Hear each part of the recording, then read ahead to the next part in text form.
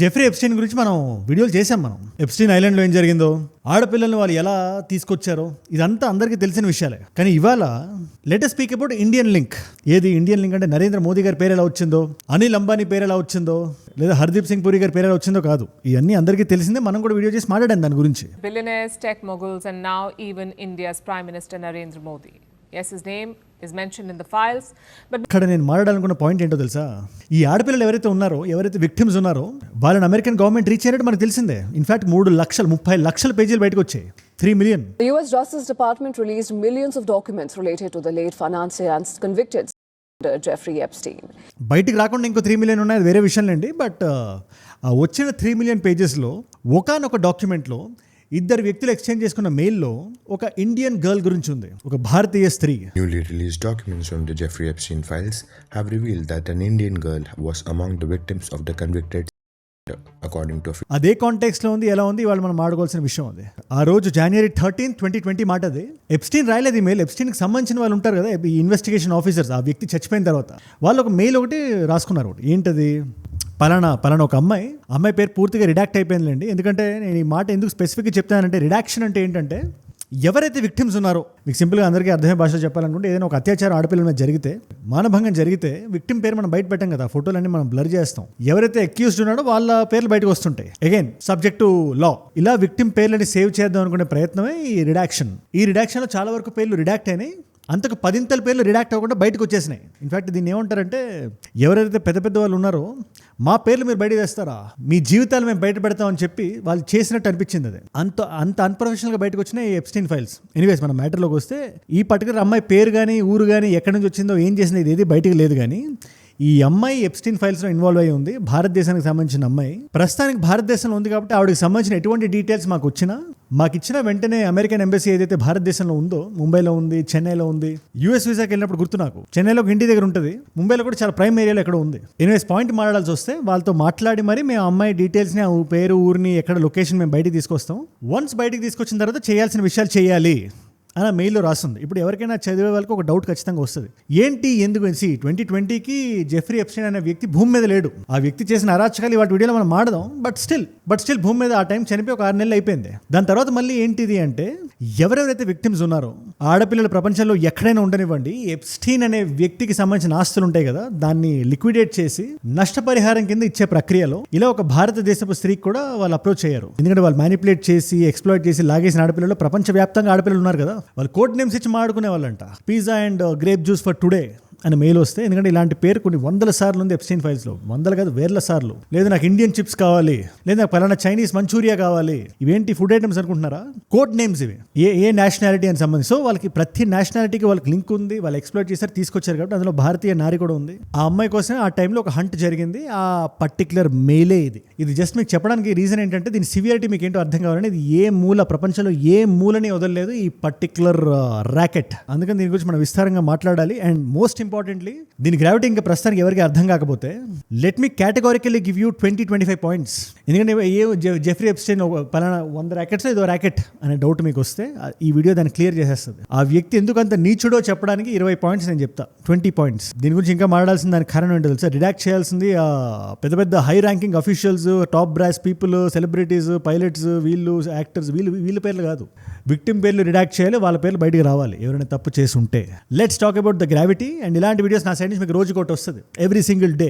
Local issues నుంచి మొదలుపెట్టి ఇలాంటి ఇంటర్నేషనల్ జియో పాలిటిక్స్ వరకు, ప్రపంచంలో ఏది ఎప్పుడు ఎక్కడ ఎలా జరిగినా కూడా దాన్ని మన అందరం అర్థం చేసుకునే భాషలో సింపుల్గా ఒక నాలెడ్జ్ పిల్ల రోజు మీ దాకా తెచ్చేస్తాను నేను. మీలో చాలా మంది చూస్తున్నారు, ఎవరైనా కొత్త వాళ్ళు ఇంకా చూస్తున్నట్లయితే కింద కనబడే సబ్స్క్రైబ్ బటన్ నొక్కి పెట్టేసుకోండి. ఇలాంటి వీడియోస్ డైలీ మీ దాకా వచ్చేస్తాయి. సబ్స్క్రైబ్ చేశారుగా, డన్. ఎక్కువ డిలే లేకుండా కొట్టే తెచ్చేలాగా ఒక 20 పాయింట్లు చెప్పాలంటే, మొదటిది మీరు జాగ్రత్తగా వినండి.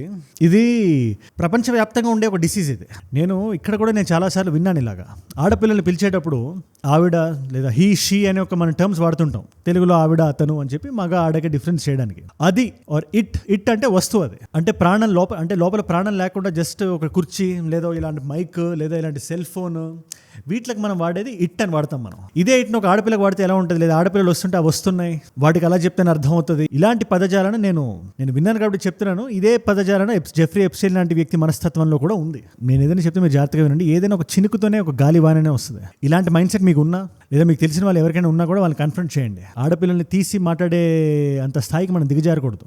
ఇవాళ చూస్తున్నాం కదా, they use to speak like that అని చెప్పి మనకి అఫీషియల్ రికార్డ్స్ మనం ప్రూవ్ చేస్తున్నాయి. He use to call them it. ఆడపిల్లల్ని బ్రింగ్ ఇట్, లేదా ఇట్ ఈస్ కమింగ్, లేదా it is from so and so nationality, ఇలాంటి పదజాలను వాడేవాళ్ళు జెఫ్రీ ఎప్స్టైన్ కానీ, ఆ వ్యక్తికి సంబంధించిన వ్యక్తులు కానీ. ఇవన్నీ చిన్న చిన్న ఇన్సిడెంట్స్. ఇలాంటివి ఎన్ని ఉంటాయి ఒకసారి మీరే చూడండి. వీడియో ఎండ్ అయిపోయే లోపల రెండో చెప్తున్నాను నేను, జాగ్రత్తగా వినండి.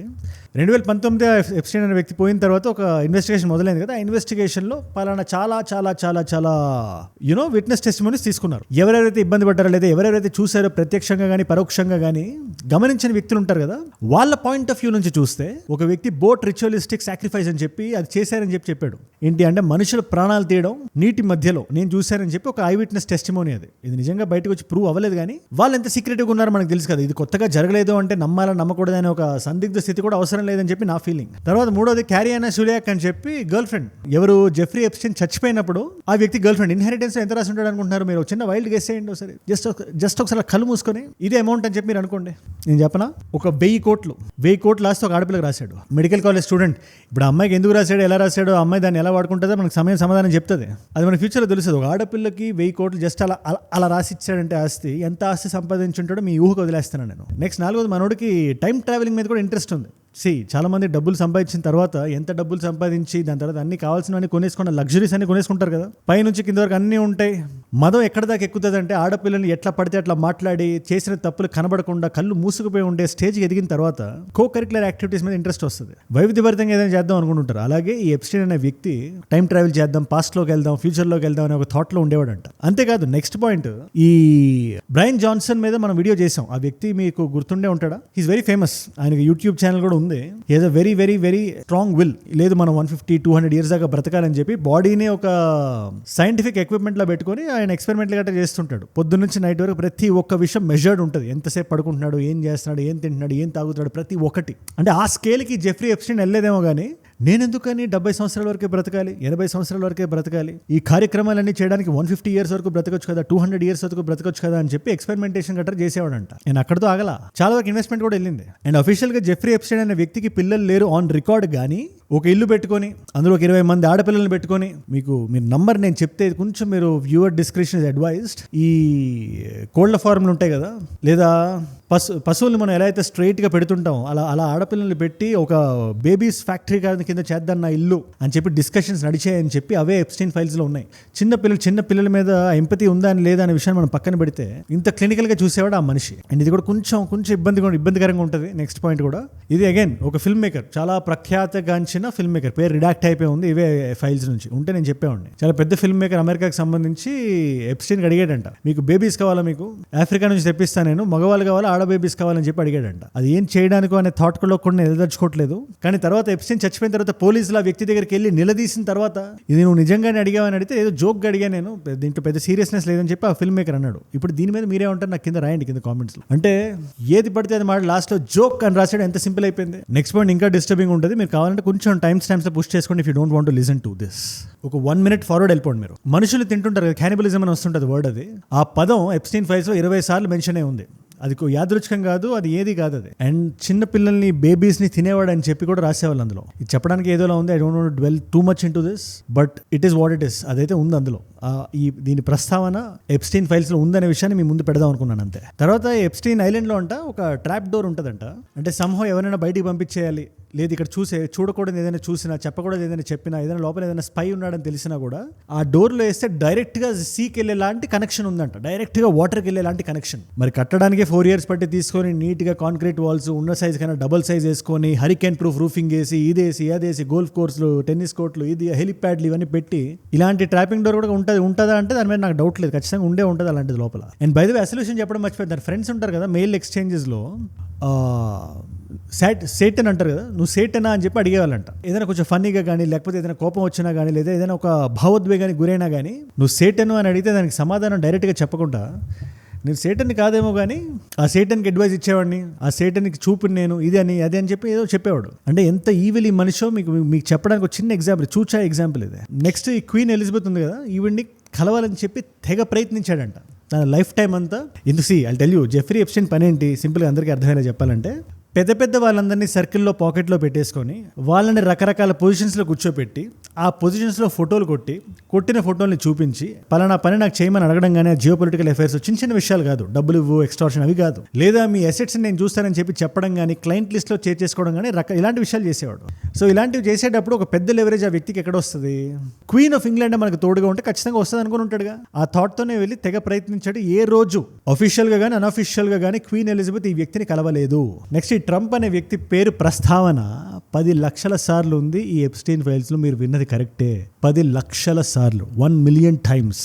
అంత క్లోజ్ ఫ్రెండ్ డీజేటీ గారు ఈయనకి. సరే పోనీ డీజేటీ గారు ఈయన నిజంగానే కలిపి చేశారా లేదా అంటే, డీజేటీ గారు ససేమిరా కాదు, మాకు సంబంధం లేదు, నేను పెద్దోడిని, ఆ వ్యక్తి పెద్దోడు, నేను రియల్ ఎస్టేట్ మొగుల్ని, ఆ వ్యక్తి పోర్ట్ఫోలియో మేనేజ్మెంట్ చేసేవాడు, మేమిద్దరం ఫ్రెండ్స్గా ఉండడానికి పెద్ద దాంట్లో ఆశ్చర్యం ఏముందని చెప్పి కొంచెం అట్లా భుజాలు తడివేస్తాడేమో. కానీ మనం ఇంకొంచెం ఒక లేయర్ డీప్కి వెళ్తే మనకు అర్థమయ్యే విషయం ఏంటి, ఇలాంటి ఫ్రెండ్షిప్స్లో ఖచ్చితంగా ఒక వ్యక్తి గురించి ఇంకో వ్యక్తికి బాగా తెలుస్తుంది కదా. అలా బాగా తెలిసిన డీజేటీ గారు కాదు, జెఫ్రీ ఎప్స్టీన్ డీజేటీ గారి ప్రస్తావన తెస్తూ ఆయన గురించి చెప్తూ హీఈస్ మియర్ స్టూపిడ్ అన్నాడంట. స్టూపిడ్ ఏదో ఆయన చాలా మంది తెలివైన వాళ్ళు తెలివైన వ్యక్తి అనుకుంటుంటే టర్మ్ 1 గురించి హౌడీ మోడీ, నమస్తే ట్రంప్ ఇవన్నీ జరిగాయి కదా ఆ టైంలో. ఈ వ్యక్తికి బాగా తెలివి ఉందనుకుంటుంటారు, బట్ అంత సీన్ లేదు. ఆయన పిన్ను గుచ్చి గాలిలో పీకాడు అంతే. ఇది కూడా ఉంది ఎప్స్టీన్ ఫైల్స్ లో. తర్వాత ఇస్లాంలో హరామ్ అనే పదాన్ని చాలా నెగిటివ్ కానోటేషన్ వాడుతుంటారు వాళ్ళు. ఏదైనా తప్పు చేస్తే, ఫర్ ఎగ్జాంపుల్ అది చాలా సబ్జెక్టివ్. అది కొంతమందికి సినిమా చూస్తే హరాం, కొంతమందికి ఆల్కహాల్ తాగితే హరాం, కొంతమందికి పాటలు వింటే హరాం, ఫైన్ ఆర్ట్స్ పర్సీవ్ చేస్తే హరాం, అలా రకరకాల వాళ్ళకి రకరకాల ఈ ఆర్ట్ స్టిక్స్ ఉంటాయి. సో బేసిక్గా హరాం అనేది ఒక బ్యాడ్ వర్డ్, నెగిటివ్ కానోటేషన్ వాడే వర్డ్ అది. ఈ హరాం అనే పదాన్ని చాలా క్యాజువల్ గా జెఫ్రీ ఎప్స్టీన్ దేనికి పెట్టుకున్నాడు తెలుసా? ఒక బంచ్ ఆఫ్ గర్ల్స్ ని పెట్టుకొని ఏది తనకి సాయం చేయడానికి, తనకి మసాజ్ గట్రా చేయడానికి ఎక్కడికి వెళ్తే తోడుగా ఉండే ఒక 10-15 మంది ఆడపిల్లలు పెట్టడమే కాదు, ప్రతిసారి ఎవరైనా వచ్చినప్పుడు కలుస్తున్నా లేదా పలానా వాళ్ళు నాతో రావాలనుకున్నా హరాం హరాం హరాం హరాం అని తెగ వాడేవాడు. డిడ్ యు గెట్ హరాం, ఇస్ హరాం coming, are you gonna gift me హరాం, ఇలాంటి పదాలు చాలా వచ్చేవి. నెక్స్ట్ ఇలాన్ మస్క్ అనే వ్యక్తి థాట్ ప్రాసెస్ గురించి, ఐడియా గురించి, ఐడియాలజీస్ గురించి రకరకాల మందికి రకరకాల అభిప్రాయాలు ఉంటాయి. At the end of the day ఆయన డబ్బులు సంపాదించాడు, ఆయనకు ఒక విషయం కొన్ని విషయాలు చేయాలని చాలా స్ట్రాంగ్ వ్యూ పాయింట్ ఉంది ఆయనకి. దాని మీద స్ట్రాంగ్గా నిలబడి ఉన్నాడు ఆయన. పొలిటికల్ వ్యూస్ కూడా చాలా స్ట్రాంగ్గా ఉన్నాయి. ఇక్కడ పాయింట్ అది కాదు. ఇక్కడ ఆయన ఇబ్బంది పడాల్సిన ఇష్యూ ఏంటంటే, ఈ జెఫ్రీ ఎప్స్టీన్తో ఆయన మాట్లాడుతున్న ఒక చాట్ బయటకు వచ్చింది Epstein ఫైల్స్లో. Elon Musk has pushed back forcefully after his name surfaced in the latest release of Jeffrey Epstein files, a trove of more than 3 million documents. అందులో ఇలాన్ మస్క్ అడుగుతున్నాడు, ఆయన మీ ఐలాండ్లో ఏ రోజు కానీ రాత్రి కానీ మోస్ట్ వైల్డెస్ట్ పార్టీస్ ఎప్పుడు జరుగుతాయి? ఇంతే క్వశ్చన్ అడిగింది, ఇంతే. కాకపోతే సినిమాలో డైలాగ్ ఉంటుంది కదా, వినే మనిషి చెప్పే వ్యక్తి బట్టి విషయం విలువ మారిపోతుందని. అక్కడ ఏంటి సిచ్యువేషన్ బట్టి ఈ క్వశ్చన్ చాలా లైమ్ లైట్లోకి వచ్చి ఇలాన్ మస్క్ కూడా లాగా అడుగుతున్నారు, ఎందుకు అలా అడిగారు, ఏం చేద్దామని అడిగారు అని. ఎనీవేస్, ఈ క్వీన్ ఎలిజబెత్ లాగా ఇంకో లీడర్ కూడా ఉన్నాడు. ఈ జెఫ్రీ ఎప్స్టీన్ తెగ కలవాలనుకున్నాడు, లాస్ట్కి కలవలేకపోయాడు. అది ఎవరనుకుంటున్నారు? మీకు వైల్డ్ గెస్ మీరు చేయండి ఒకసారి, మీరే చేయండి. It's Vladimir Putin. And Putin గారు కూడా జెఫ్రీ ఎప్స్టీన్ని లాస్ట్ వరకు ఎంటర్టైన్ చేయలేదు, డైరెక్ట్గా ఆన్ రికార్డ్ కలవలేదు. ఆయన పేరు ప్రస్తావన ఈ జోన్లో ఉంది కానీ డైరెక్ట్ ఇంటరాక్షన్లో లేదు. దీని మీద మీరు ఏమంటారు నాకు కింద కామెంట్స్లో ఖచ్చితంగా రాయండి. తర్వాత మీరు ఒక వ్యక్తి మైండ్ స్టేట్ని, ఆ వ్యక్తి ఇంట్లో ఏం పెట్టుకున్నాడు అనే కాన్సెప్ట్ బట్టి మనకు ఈజీగా వచ్చేస్తుంది. అలాగే జనరల్గా ఆర్ట్ అంటే మనకు కొంచెం డిఫరెంట్ ఆర్ట్ ఉంటుంది, కొంచెం ఎడ్జీ ఆర్ట్ ఉంటుంది, లేదా కొంచెం మెటమార్ఫిసిస్ జోన్లో ఉండే ఆర్ట్ ఉంటుంది, లేదా కొంచెం మోడర్న్ ఆర్ట్ ఉంటుంది, లేదా కొంచెం ఎనీ కైండ్ ఆఫ్ ఆర్ట్ ఉంటుంది కదా. మ్యాసకర్ ఆఫ్ ద ఇన్నోసెంట్ అని చెప్పి ఆర్ట్ పెట్టుకున్నాడు లోపల. దాని గురించి నేను చెప్పక్కర్లేదు, ఆ పేరు వింటేనే మీకు అర్థమైపోయి ఉంటుంది ఏంటి దాని సిచ్యువేషన్ ఏంటి, దాని కథ ఏంటి అని. అది పెట్టుకున్నాడు లోపల. తర్వాత ఆన్ రికార్డ్ జెఫ్రీ ఎప్స్టీన్కి పిల్లలు ఉన్నట్టయితే నాకు తెలియదు కానీ, congratulations on your baby bye అని చెప్పి ఒక మెసేజ్ ఒకనొక టైంలో జెఫ్రీ ఎప్స్టీన్కి వెళ్ళింది. అది కూడా ఆన్ రికార్డ్ ఉంది. మరి ఆ బేబీ బాయ్ ఎవరు, అది ఏంటి, దాని కథ, దాని వెనకాల ఉండే ఫ్లాష్ బ్యాక్ ఏంటి అనేది జెఫ్రీ ఎప్స్టీన్కి తెలుస్తుంది. ప్రపంచం మొత్తంలో ఒక ఆడపిల్లకి తెలుస్తుంది. దానికి సంబంధించి ఎవరి దగ్గర ఎటువంటి ఆధారాలు లేవు ప్రస్తుతానికి. ఇది కూడా ఒక చాలా ఫేమస్ వరల్డ్ లీడర్ అడిగాడు. ఆ పేరు రిడాక్ట్ అయిపోయింది. అగైన్ పెద్దవాళ్ళ పేర్లు రిడాక్ట్ చేసేస్తాం మనం, విక్టిమ్స్ పేర్లు నీట్గా బయట తెచ్చి పెట్టేస్తాం. అది సమాజం. తర్వాత లోపల ఉండే ప్రతి టిష్యూ పేపర్స్ ఉంటాయి కదా, అలాంటి ప్లేస్లో టిష్యూ పేపర్స్ ఉండడం సర్వసాధారణం. అది ఎందుకు నేను మీకు సెపరేట్గా చెప్పాల్సిన అవసరం లేదు. బట్ ఇక్కడ డిఫరెంట్ ఏంటంటే, ఆ టిష్యూ పేపర్స్లో సీక్రెట్ స్పై కెమెరాస్ ఉన్నాయి. ప్రతి రూమ్లో ఉన్నాయి. అగైన్ ఈ వ్యక్తి చాలా కేటగారికల్గా జనాల్ని మభ్య పెడదాం, వాళ్ళని మన బుట్టలోకి లాగేద్దాం, తర్వాత ఏదో ఒకటి చేసి బ్లాక్మెయిల్ చేద్దాం అనే ఒక థాట్ డే 1లో నుంచి ఉంది అని చెప్పడానికి ఒక చిన్న ఎగ్జాంపుల్ ఇదంతే. పిలుస్తుంటాడు కదా పిజ్జా అండ్ గ్రేప్ జ్యూస్ అంటే Italian, middle eastern, Indian chips అంటే ఇండియన్, చైనీస్ మంచూరియా, ఇలా రకరకాల దేశాలకు రకరకాల కోడ్ నేమ్స్ పెట్టుకొని మరీ పిలుచుకునే వాళ్ళకి మనం ఏం చెప్తాను చెప్పండి. ఇది జస్ట్ ఒక చిన్న శాంప్లింగ్ మాత్రమే. 30 లక్షల పేజీలు అంటే మీరు ఒకసారి ఊహించుకోండి. నేను అందుకే మిమ్మల్ని అడుగుదాం అనుకుంటున్నా క్వశ్చన్. ఇవాళ మల్టిపుల్ చాయిస్ క్వశ్చన్ మిమ్మల్ని కొంచెం ఈజీగా అడుగుదాం అనుకుంటున్నా. చాలా మంది ఆన్సర్ చేయాలి. I want you to write the answers. ఒకనొక ఆన్సర్ చేసుకొని నేను ఖచ్చితంగా దాన్ని పిన్ చేస్తాను. నేను జెఫ్రీ ఎప్స్టీన్, జాగ్రత్తగా జెఫ్రీ ఎప్స్టీన్ చనిపోయిన సంవత్సరం ఏది? Very easy question. Option A is 2017, option B is 2018, option C is 2019, option D is 2020. మీకు సమాధానం తెలిస్తే కింద రాయండి. తెలుసుకుందాం అనుకుంటే ఇన్స్టాగ్రామ్కి వచ్చేసేయండి. అజయ్ ఫ్రమ్ ఏజుడ్ అని ఉంటుంది, లేదా ఇక్కడ పిన్ చేస్తాను. బట్ స్టిల్ డైలీ ఆన్సర్స్ డైరెక్ట్గా మీరు ఇన్స్టాగ్రామ్ స్క్రోల్ చేస్తుంటే కూడా స్టోరీస్లో వచ్చేస్తుంటాయి. అండ్ అక్కడ ఇలాంటి వీడియోస్ని రీల్స్లో చూడొచ్చు. నా లైఫ్లో నా చుట్టూ ఏమైనా జరుగుతున్నా, నాకు ఏదైనా వీడియో ఐడియా టాపిక్ మీరు ఇద్దామనుకున్నా కూడా it's a great fantastic place. డెఫినెట్గా రండి, లెట్ us ఇంటరాక్ట్. పేరు గుర్తుందిగా, అజయ్ ఫ్రమ్ ఏజుడ్ అండ్ ఏజుడ్ గ్లోబల్ అని. మీ నాన్ తెలుగు ఫ్రెండ్స్కి నా కైండ్ ఆఫ్ వీడియోస్ మీరు షేర్ చేద్దాం, డెఫినెట్లీ దాన్ని ఫాలో కొట్టి పెట్టేసుకోండి, సబ్స్క్రైబ్ చేసి పెట్టేసుకోండి. అండ్ మీరు ఇక్కడ దాకా ఈ వీడియోలో వచ్చారంటే నా వీడియోస్ మిమ్మల్ని ఆకట్టుకుంటున్నాయి, ఒక వాల్యూ పొందుతున్నారు. Thank you so much for that. In fact మీరు ఇలా డైలీ చూడడం వల్ల నాకు ఎంత మంచి బూస్ట్ వస్తుందో తెలుసా. ఇలాగే ఇంకా గట్టిగా మాట్లాడాలి, గట్టిగా చేయాలి, మంచి టాపిక్స్ మీద మాట్లాడాలని. ఇలాంటి వీడియోస్ మీ దాకా ప్రతి ఒక్క కొత్త వ్యక్తి దాకా ఇంకా రావాలన్నా, కంటిన్యూస్గా పడుకునే ముందు ఒక 10 నిమిషాలు నాలెడ్జ్ పిల్ మీరు కన్జ్యూమ్ చేయాలన్నా, మీరు చేయాల్సింది ఒక్కటే. మీకు ఈ వీడియోస్ నచ్చుతున్నాయని నాకు చెప్పాలంటే ఫస్ట్ కింద కనబడే లైక్ బటన్ నొక్కి పెట్టేసుకోండి. అలాగే మీరు చెప్తుంటారు జెఫ్రీ ఎప్స్టీన్ మీద ఇంకా వీడియోస్ కావాలా, లేదా జియో పాలిటిక్స్ మీద కావాలి, anything you write it to me down in the comments. And కొత్త వాళ్ళు సబ్స్క్రైబ్ చేసుకోవడం మర్చిపోకండి. సబ్స్క్రైబ్ చేశారుగా, డన్. మీకోసం 2 కాంప్లిమెంటరీ వీడియోస్ పెడుతున్నా. ఈ వీడియో కొంచెం జియో పొలిటికల్ ఫ్లేవర్ ఉండే వీడియో. టారిఫ్స్ సుప్రీంకోర్టు ఎలా ఎండ్ చేసింది, దాని తర్వాత డీజేటీ గారు వచ్చి 10% ఎలా పెట్టారు, దాని తర్వాత అది 15% ఎలా అయింది, ప్రస్తుతానికి సిచ్యువేషన్ ఎలా ఉంది గ్లోబల్గా అంటే ఆ వీడియో ఇక్కడ ఉంది. లేదు కొంచెం మిస్టరీ బేస్డ్గా తెలుసుకుందాం అనుకుంటే శ్రీకృష్ణుడి సిటీ ద్వారకా నగరం గురించి వీడియో చేసి ఆ వీడియో ఇక్కడ ఉంది. మీకు ఏ వీడియో ఇంట్రెస్ట్ ఉంటే ఆ వీడియోని చూడండి. నేను మళ్ళీ మిమ్మల్ని రేపు కలుస్తా. మనందరం కలిసి పెరగాలి, కలిసి ఎదగాలి. Let us all grow together. Let us all rise together. Rise above ignorance. Rise above arrogance. Rise above hate. ఏజుడ్ అంటే మనం. జై హింద్, జై భారత్, జై ఆంజనేయ. ఓం నమః శివాయ.